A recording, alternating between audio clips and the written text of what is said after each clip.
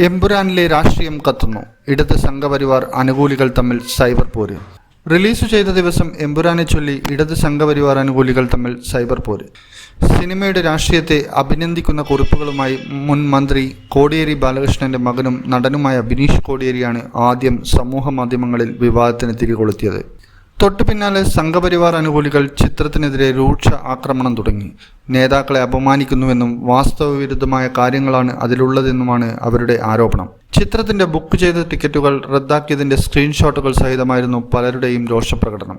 ചിത്രം ഇഷ്ടമുള്ളവർക്ക് കാണാം, അല്ലാത്തവർക്ക് കാണാതിരിക്കാം എന്നായിരുന്നു BJP സംസ്ഥാന സെക്രട്ടറി MT രമേശിന്റെ പ്രതികരണം.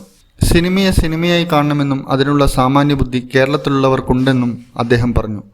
എമ്പുരാൻ കാണണമല്ലോ എന്നായിരുന്നു മുൻ BJP നേതാവും ഇപ്പോഴത്തെ കോൺഗ്രസ് സൈബർ മുഖവുമായ സന്ദീപ് വാര്യരുടെ ഫേസ്ബുക്ക് പോസ്റ്റ്. കാണേണ്ടതാണ് എന്ന് കണ്ണൂർ ജില്ലാ പഞ്ചായത്ത് മുൻ പ്രസിഡന്റ് PP ദേവിയും കുറിപ്പിട്ടു. വ്യാഴാഴ്ച BJP സംസ്ഥാന അധ്യക്ഷൻ രാജീവ് ചന്ദ്രശേഖർ സമൂഹമാധ്യമത്തിലൂടെ ചിത്രത്തിന് ആശംസ നേർന്നിരുന്നു. വരും ദിനങ്ങളിൽ ഞാനും എമ്പുരാൻ കാണുന്നുണ്ട് എന്നായിരുന്നു അദ്ദേഹം മോഹൻലാലിനൊപ്പമുള്ള ചിത്രത്തിനൊപ്പം കുറിച്ചത്. എന്നാൽ വിവാദമുയർന്നോടെ ഇതിനു കീഴിൽ CPM അനുകൂലികൾ പരിഹാസ കമന്റുകളാണ് ഇടുന്നത്. അതേസമയം റിലീസിന് തൊട്ടു പിന്നാലെ എമ്പുരാന്റെ വ്യാജ പതിപ്പ് സമൂഹ മാധ്യമങ്ങളിൽ പ്രത്യക്ഷപ്പെട്ടു. ഇന്നറിയാൻ news Kerala, Kannur.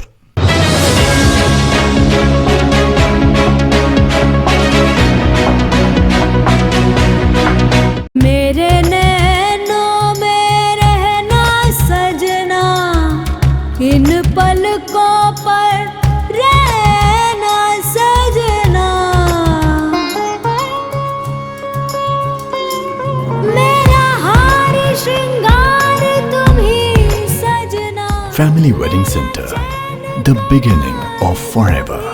Kunnamangalam, Vadagara, Manjeri, Meppadi, Tirur, Perindalmanna, Kannur.